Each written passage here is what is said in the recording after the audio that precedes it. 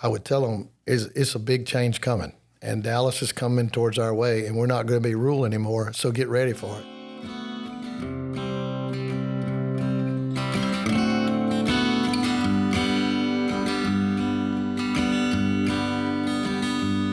I'm gonna head on down through the Trinity Valley. I know I have friends waiting right there for me. Maybe head out to the lake for a little while. Tell you what, no matter where I've roamed, there's no better feeling than getting back home. Blue skies, back roads, great folks, and a friendly smile.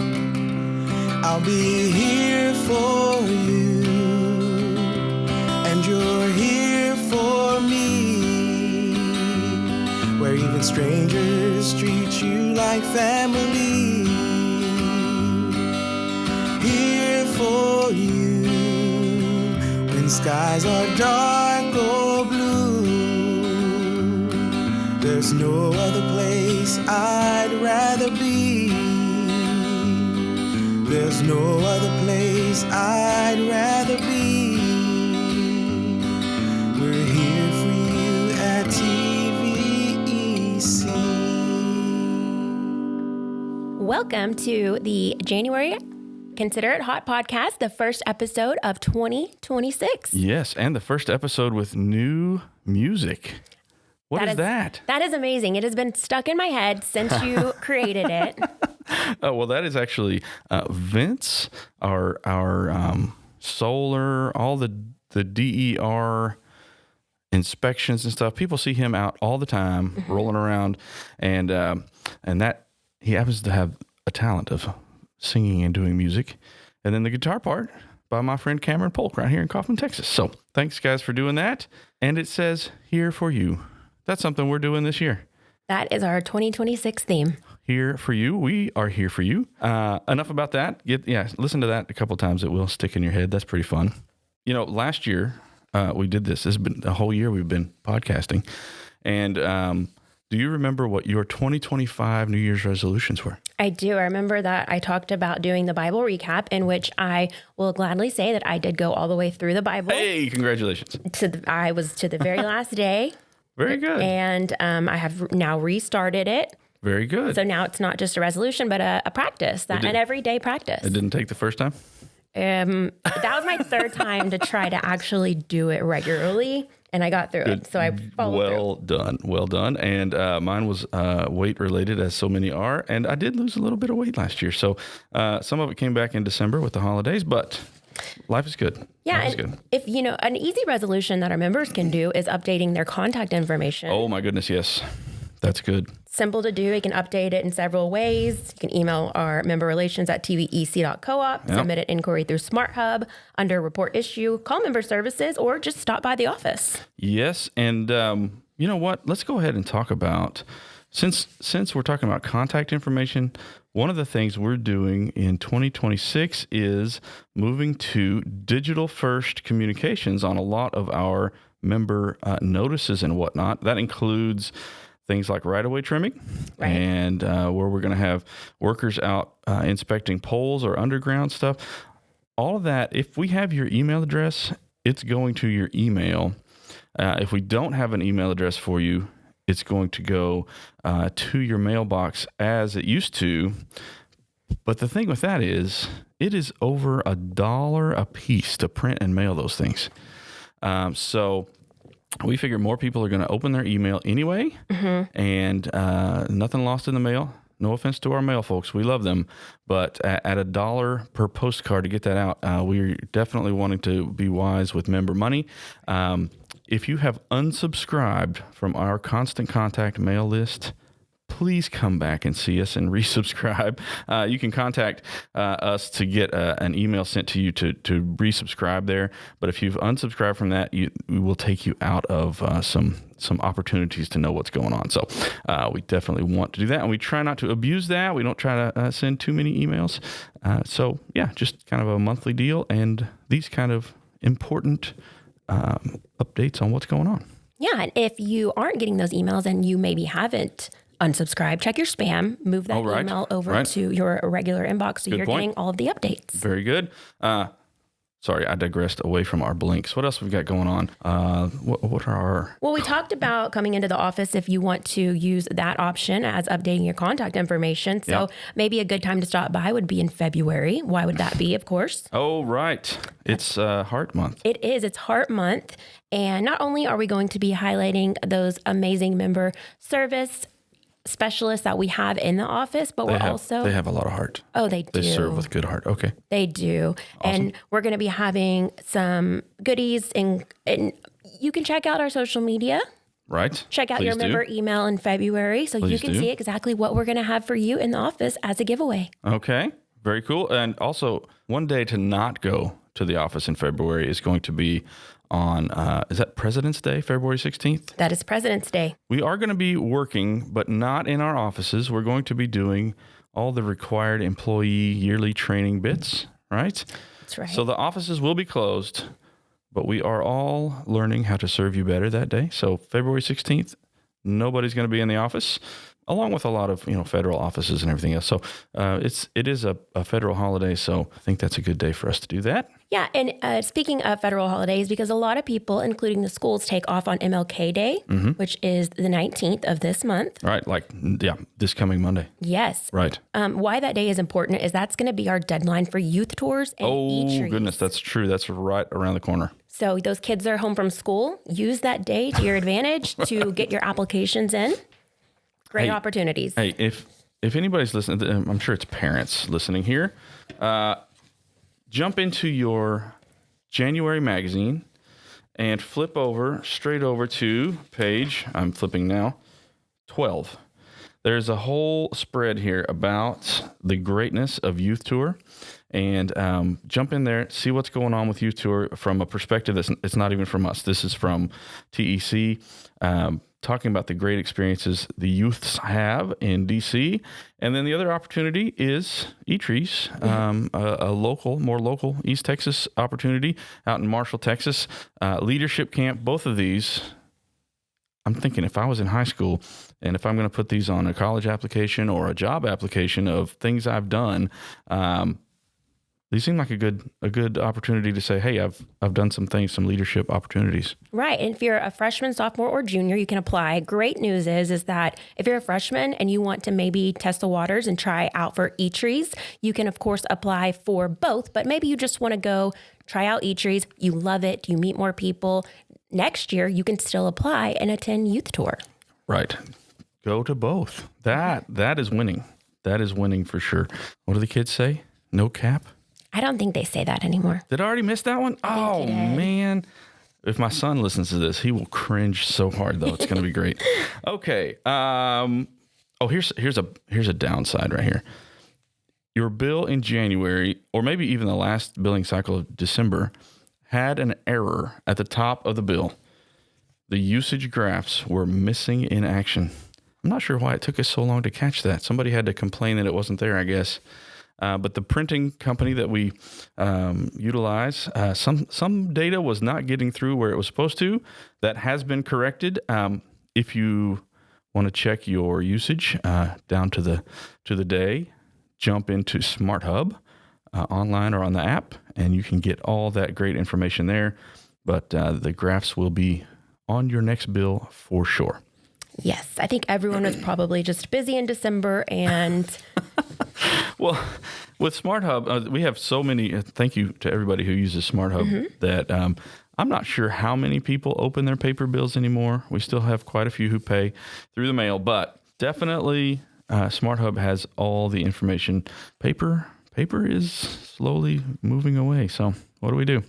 There's a couple new things in the magazine we've added in our part. There is Here For You. We'll talk to Tony Watson at the end of this podcast. Tony has been here 42 years and is soon to retire. There's a nice feature on him in the magazine. The Member Service Minute. All you folks down in Gun Barrel City. Well, you've been here 3 years now? Going on 3 years. What was your first impression of Linda Henson? The sweetest. Yes. The most helpful, the most non-judgmental, because I think that's something that as you work, you go to a new job, you're a little afraid of meeting everyone, and it can be overwhelming. And she's just welcoming, which is perfect for her role. Well, she is a perfect first person to have this little member service minute. She talks about how she has just the knack for taking care of people, and I love it. If you know Linda, you know that she's awesome. While we're in the magazine, there's a fun thing I saw. The main story for January is about tiny towns, and none of the ones that they feature in the magazine were TVEC area. They have 6 or 7 in here. Aurora and Pelham down in Navarro County, but they're the closest to us. But we have some great tiny communities, and I sort of have a challenge for people who listen here is to send me your favorite community that's almost disappeared, and maybe we can start featuring some of those and do a little history dive on some of these. I did that at the newspaper in Terrell one time, and it was really great. But just up here in our area that I know about, Peeltown, Falba, what are these things? There used to be a cotton gin in Peeltown. It was a happening place, little Peeltown store, a place called Little Hope. I've discovered out in never heard of these out places. in Van Zandt County. There's Little Hope, and it's funny because there's Little Hope Baptist Church, and it just as a name by itself, it's like Little Hope. Wow, that sounds terrible, but it's not. It's a great little history there. Carroll Springs, and for you folks down in the south end of the territory, why does I just looking at Massey Lake? We've got a substation and stuff down there, but why is Massey Lake called Massey Lake? Because I don't see a lake at all on the map. So let us know what you know, and let us know what you can email me, johnsond@tvec.coop. Let us know your favorite tiny community, and I'm just gonna commit to jumping into one tiny community every podcast and talking about the history there. It's so fun if you're a geek like me. I love that. Get some more engagement from those towns that I've never heard of. Yeah, and some of them literally are just a place name anymore. I used to be out in Ola, and it's like, what is an Ola? I don't know. It makes me want to speak in Spanish. Hola. If you blink, you miss it. You do. Okay, so what else is in the magazine? There's some safety information. Yes, there's battery safety updates and outlet safety updates, which are also found in your member email, as well as on social media, as we pause for safety every Wednesday. Pause for safety. What is that? What is pause for safety? Pause for safety is the fact that sometimes those little things like not paying attention to why your batteries may be unsafe if you're storing them improperly. Maybe if that flickering light in your room has been happening and you don't know why, maybe there's something going on behind the scenes. So it's just a moment to pause, because as we know, safety does not happen by accident. So take a little break and figure out the problem before it becomes a big problem. I like it. Okay, so you've got that campaign going on social media as well. Watch out for that, people. And Chris Walker. Chris got a title upgrade recently. He's not just energy management anymore. He is distributed energy resources. That's a very new 21st century term. Yes. He is managing all of that stuff, and that's the solar and the batteries and how the grid operates with all the new technology. So that's right. Of course, the new title means he didn't have time to come talk to us on the podcast, but we'll hold that against him next time. He's got an article in here, though, about properly sizing your air conditioning unit, because you can have too small of a unit, you can have too large of a unit. So it's important to get that right in order to be most efficient. Operation Roundup is always in the magazine. This month, did you do a whole wrap-up of 2025? Is that what you did? Yes, we did. That's awesome. We did. I love looking at the big picture, because as a member, you may not see month to month how things are progressing and how these dollars are helping, but to see it as a big picture is really, really great. Well, even the donations themselves are pennies per month on your bill. Yeah, the most in a year would be, the absolute most would be $11.88 per year. There you go. So what is the big picture? What are we looking at for 2025 and launching into the new year? So in 2025, nearly $448,000 were awarded. Places like food pantries, youth programs, education, veterans, all kinds of things. All of it stays local. No funds are used for TVEC operations. I think that's very important. Every dollar goes back into the communities we serve. Right. And then also something I was really excited about is that there's new nonprofits. For the last 2 years, we've added record numbers since the inception of Operation Roundup to that list of organizations that have received grants. Great. So first-time recipients in 2025 were people like Paint Palestine Pink in Anderson County. We also had the Kane Center YMCA and the La Pointer ISD Backpack Program in Henderson County. The Friends of the Kaufman County Veterans Park, which we had on the podcast. Right. Kaufman High School Theater Boosters, Pink Fishing, also on the podcast. So these organizations now join many longstanding community partners who rely on Operation Roundup, honestly, to continue providing these vital services year after year. Right. These are your dollars going to great causes, and the power of bringing everybody together is really cool. If you go to the website, Operation Roundup is on the community section, drop down there. If you know somebody who could use a grant, who qualifies for a grant, that's where you find out. And then also a list of all the recipients. You can see that's all. Transparency is right there, and we know it's your money that we're distributing out there, and it's your you deserve all the credit. So there you go. Thank you for participating. We have one of the highest participation rates among co-ops that I know of, and that's awesome. Yeah, I think we went up another 1/10 of a percentage point, which we're now almost to 92%. Wow. Of members who are invested in helping out. And so 308 organizations have received nearly $4.8 million of support since 2013. That is awesome. That's neighbors helping neighbors. Neighbors helping neighbors. Lineman lunch. I got to go out to Robertson's Ham. Sounds maybe sketchy. Robertson's Ham. Is it one ham or two hams? Is it with the same ham they've been serving forever? It's two hams up. It turns out Robertson's Ham is a very fun little place right there at I-20 and Highway 47. That is less than 10 miles from my house. And yet, I'd only been there one time previously and literally had a ham sandwich on white bread. It was like making your own lunch. Oh, that sounds so good. Well, it is. Turns out there's a lot more going on there than just ham, and a whole lot more going on than just sandwiches. Talking about treating you like family. Going back to that song, it is stuck in my head. You get treated like family there, and it is like home cooking for you. Lots of other fun stuff in their little store, and on the weekends, fish. They do some fried fish that is apparently quite tasty. Say fried fish 3 times fast. That's not easy. I will say Mac Brewer, because he is the one who suggested it and mentioned the thing about the weekends, correct? Yes. And if anybody knows anything about Van Zandt County, that part of Van Zandt County, Mac Brewer knows. He knows all the people. Very true. He's local, 3rd generation there, and he has good taste in good taste. There you go. We should have Mac on the podcast. I would love that. That would be so much fun.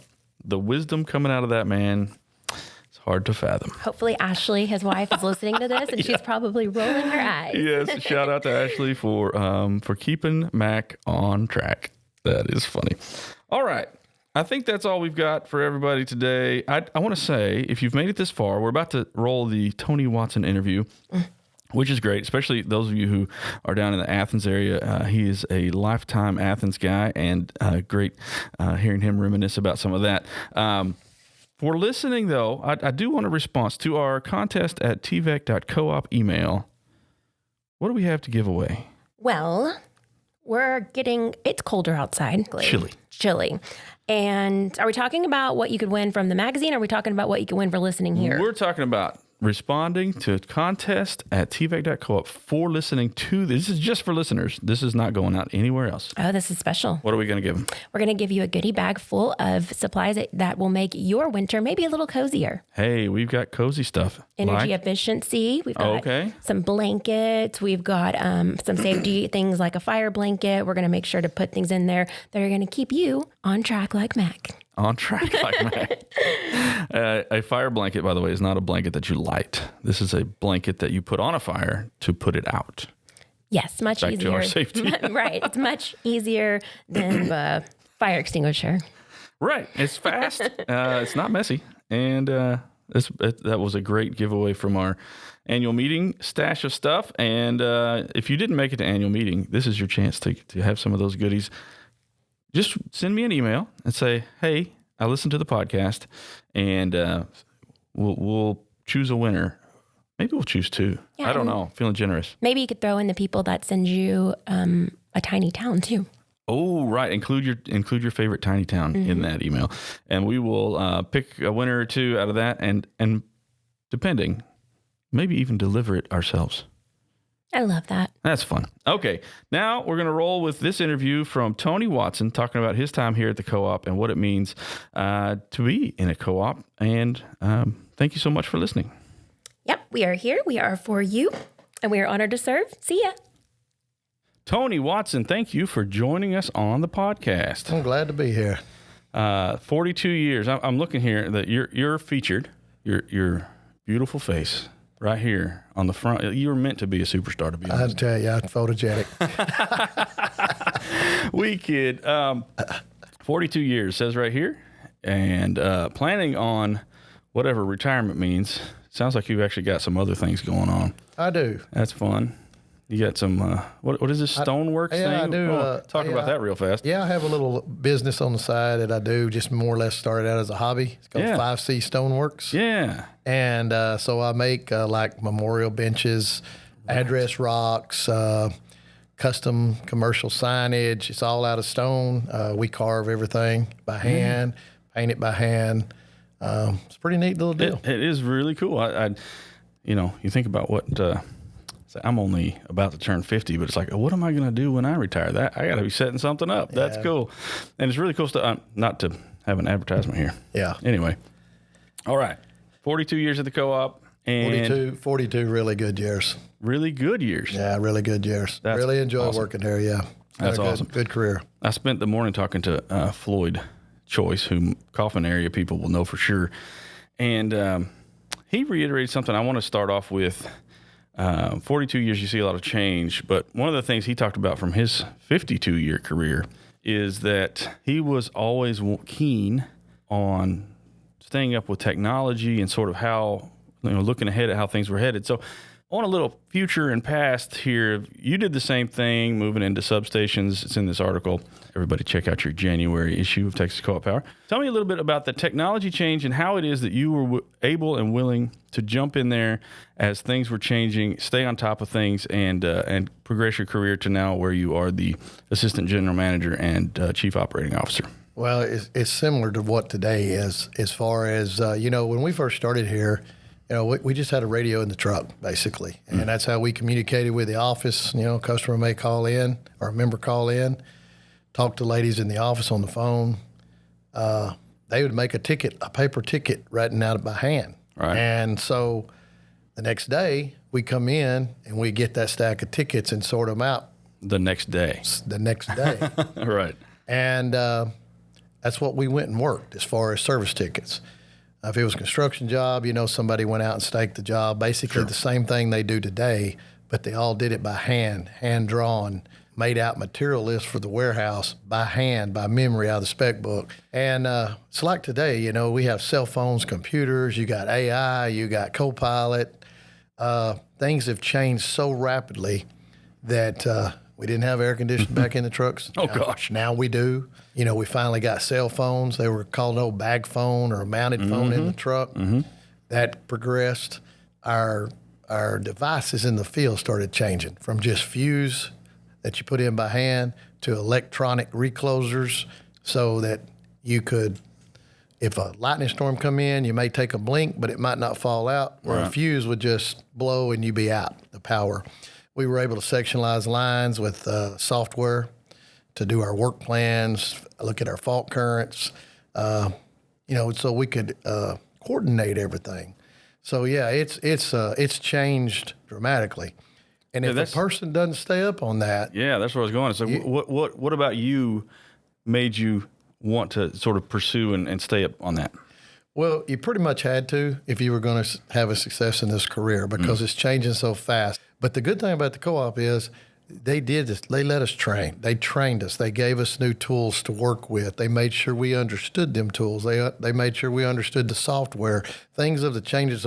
So you wanted to learn it as it went because it actually made your job easier. Less outage times. Members weren't out of power as long. So basically, you wanted to do it, but if you didn't do it or didn't adapt to the new technology, you would be very, very far behind. Right. And again, I relate it as today. You go online, you can order your groceries and have them delivered to your door. It's just tremendously how the world has changed. You think about it, what was it, 80 years ago we got electricity? That's not very long ago if you think about it. In the grand scheme of things, yeah.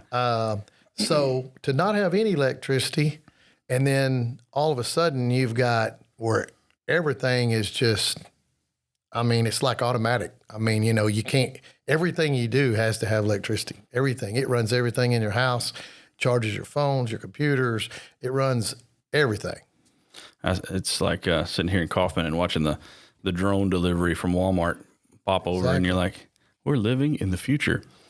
Then I saw one on YouTube or something that was there was like some shoes or something was stuck on a line. Oh, yeah. And they brought the drone over and burned it off. Yeah. Like, there's just stuff happening that you don't think about where the future's headed. It's great. I know. You never know. I went to a conference one time. You were talking about technology, and the speaker was talking about if you ever watched the Jetsons when you were young, the cartoon, they had a cell phone on there. They had flying cars. They had electric cars. And you think, well, that's just a cartoon. But we're there. That's where the world's at. Eventually we catch up with science fiction. Exactly. Okay, so we talked a little bit about technology there, but let's talk about Tony Watson a little bit. You are a lifelong Athens guy. You've been there, born and raised. And beyond that, second generation, really, you had, tell me a little bit about your childhood there, your parents, they're connected to the community, and then we'll talk about how that leads you to a lifetime of service in the community yourself. Yeah. My daddy owned a Athens Feed and Supply feed store there by the railroad tracks. And so he did that when I was younger. He made us work, basically. We didn't get to sit around and do video games or anything like that. We showed up, we had to work no matter what it was. As soon as I got old enough to be able to lift a sack of feed, I was lifting feed, loading into customer's car. Nice. Unloading box cars of feed, stocking the warehouse. Learned how to run the cash register as I got a little older and taking orders. So I think that's what helped me today a little bit is he taught me the real world, what the real world is. If you're going to make it in this world, then you've got to get out and do something. And connecting with people through that. And connecting with people. So I think that was my really first time to really do customer service experience. Right. Because I dealt with the public as they came in there. Mom always usually worked there, and then she worked, for some other things there in Athens. So they were both born and raised there in Athens. Mother was from Carroll Springs area. Daddy was from the Athens area. And all my mother's brothers and sisters, and then my dad's mother, they all lived in Athens. So I was born and raised there, me and my brother, my sister, and I grew up there. I did try to move to Dallas one time when I got out of school to go to work. Oh, but, really? Yeah, I came on back. I like the small town atmosphere. So growing up there in Athens, you're meeting everybody in town, essentially, but you're serving customers that are rural if you're selling feed. Right. What's your connection to sort of the land and the area as far as what would end up being your career covers all the rural territory? How did that translate into sort of knowing yourself, not just the way around physically, but the way around a community and how people work together in a rural setting? Well, I dealt with mainly a lot of farmers came in there to get the feed for their cattle or horses or seed for their gardens or whatever. So dealt with a lot of rural people down in there. Athens was a real small town. It's grown a lot, and it's got a lot more commercialized now that I'm older. But back then, I forgot to mention I had the paper route there in Athens. So I got on with the Athens Review when I was young and delivered a newspaper. Went to the banks, the stores, all the little convenience stores right around the square. Sure. Did that for a little bit. Thought I needed to get out of the feed business, but I got put back in the feed business. And then once I got older and started driving, we delivered feed as well. And so, I had to go out and find where these ranches were. But just growing up down there, you kind of knew the roads. It wasn't like a big city at all. I mean, you knew where you were going. And it was easy to find. We didn't have GPS on our phone or somebody telling us, hey, turn right here or turn left there, but you knew where you were going and you could find it. Well, and then a couple of years later here, you were driving a truck to find trouble, right? That's correct. Lines. That's correct. Love the story you tell about getting on at the co-op. You'd had some other jobs. I did. Young married man. I did. And you knew somebody, and you knew that the co-op might be a good place to work. Tell me again about how you got on at the co-op. So when I got a little older, I took a job over in Corsicana at Guardian Glass, and I worked on what they called the tempered glass line. Anyway, I'd gotten married, and of course, I was working shift work and working a lot of hours, and being newly married, wasn't seeing my wife. She was working. We were coming and going. So I decided I needed to make a change. And so I would come by the co-op either before I headed out to Corsicana or early in the morning when I got off work, and I'd get with the line superintendent there. His name was Jerry Smiley. He was the line superintendent for New Era Electric. It was before the merger back in 97. But I'd stop and talk to him nearly every day, and finally he told me they were going to put on another summer help in the summer.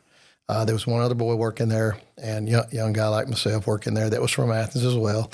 And he said at the end of the summer, or around the summer part-time, after we did part-time, he said, we're going to keep one on. We're going to be able to put one on. And so basically he went to the back of the crew room, and he asked who they wanted to keep. And I guess I got picked because I got on at that time. And so that's how my career started at New Era. And then I just tried to learn everything I could. And you're still learning? Still learning. That's good.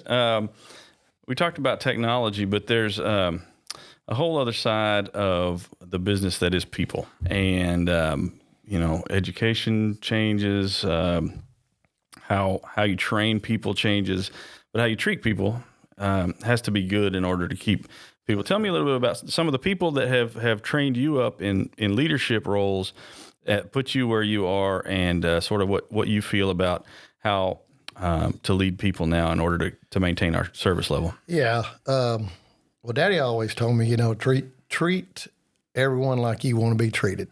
And that, your way's not always the right way. Listen to your customer. Whether you agree with them or not, listen to them. There's always two sides to every story. So that kind of stuck with me. And then I've worked for a couple other bosses around, basically the same thing. And the thing what I like about the co-op world, when I went to work for New Era, was we're member owned. So we had a boss at the co-op, but you really have the members. You're going to keep them happy. We're the experts, or supposed to be the experts on electricity. Sure. When they have a problem, listen to them, and then we need to fix it. If it's not on the co-op side of the problem, then we need to be able to explain what the problem is, so they'll be able to explain it to their electrician or whoever needs to fix their problem. So I think the main thing that you got to do is be fair, listen, have an open mind, and treat everybody with respect. And I think that goes a long way, because you could get someone that might be out of lights for a while, an outage come in, they had a bad storm, they might be out for a week, and they're screaming and hollering, they want their power, and I get it, I totally get it. But they're not mad at you. They're just mad because they're out, but they want you to fix it. But, we got to do the best we can, and we can't let that get under our skin at all. So we just need to move forward and say, look, we're working on it as fast as we can, and we're going to continue, and we'll be out here day or night until we get it back on. Tell me about the employees here. I know anytime I hear you address the employees at a lunch or a meeting or safety or anything else, you have a positive attitude that you just exude out. Not only can we do the job and do a good job, take care of the members, but a way of just sort of reinforcing that the individuals who are doing the work are valuable. Tell me a little bit about the people who work here that you get to lead every day, and if you're telling the members about TVEC employees, what is it that sets them apart? I think we're just what really sets Trinity Valley apart. All the employees here. I'm talking about from the top to the bottom to the top. I think that they, as far as we're there for the membership, we're going to be there. And we're going to do whatever it takes to solve the issue, get you service, keep your lights on, keep you reliable power at the best cost possible. And I think they all see that, because I think that's part of being a co-op. You know, there's all kinds of co-ops out there. There's feed co-ops, there's, electric co-ops. And I think all co-ops are about the same, because we're there for you. We're there for the member. I try to keep an upbeat, positive attitude here. Not every day is a great day. You're not going to have a great day every day. But I think you've got to, first of all, you got to thank Lord Jesus Christ for giving you that day. And the second of all, I think you just need to know that you can do what you can do to be a better person and treat people fairly. What employee is going to be the one that calls you and bugs you the most after you're gone? Probably Don Johnson. Hey. No, I'm just kidding. I don't think any of them will bug me. When I retire, I've told everybody, if you need me, give me a call. I'll do what I can to help you out. Same way with membership. We don't ever get away from it. I'm a big co-op supporter, always will be. What are you going to miss the most? Camaraderie, everybody probably. This is a family. It is. You spend more time here than you do at your house, mainly. I mean, we're around each other sometimes 24/7. We don't want to be. We want to come here and do our job and go home, and all go home safely. But you're kind of around all your coworkers as much as you are around when I was growing up in this business, I miss ball games, for kids, and I always want to be there. So when I retire, I'm going to make all my grandkids ball games. So plan on it. So, make up for lost time. That's right. That's right. But we did what we got to do, and that's what we hired on to do. Very good. Okay. That's really about it. 4 decades of serving your neighbors leaves a mark on the community as well as yourself. And so I know that there's a lot of people who will come to your retirement party. But well, I'll tell you, what I got to do is I got to find the stories that you can't tell that they might tell me. I might just want to run off in the sunset, No, I have really enjoyed working here at the co-op, and it's a special place, in your heart, and it'll always be there. I don't really want a retirement party because I don't like to get emotional, but and I don't plan on it because I'm very happy about this decision in my lifetime and going on the next step. But anyway, we'll do what we got to do. Well, you can't leave without a little bit of fanfare. I know we'll prank you if we have to. Yeah, I hear you.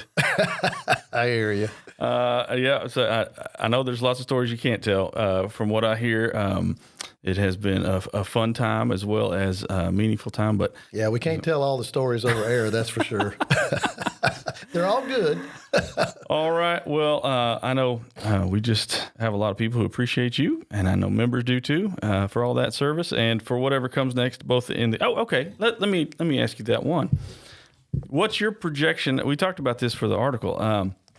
There's all the new technology we started with, all the urban growth coming out into Kaufman County, coming out into Van Zandt County a little bit too. Athens is growing, like you said. How do you see the co-ops, all co-ops really, maintaining relevance and keeping that member focus, attitude and everything in a completely changing landscape? How do you see that going forward?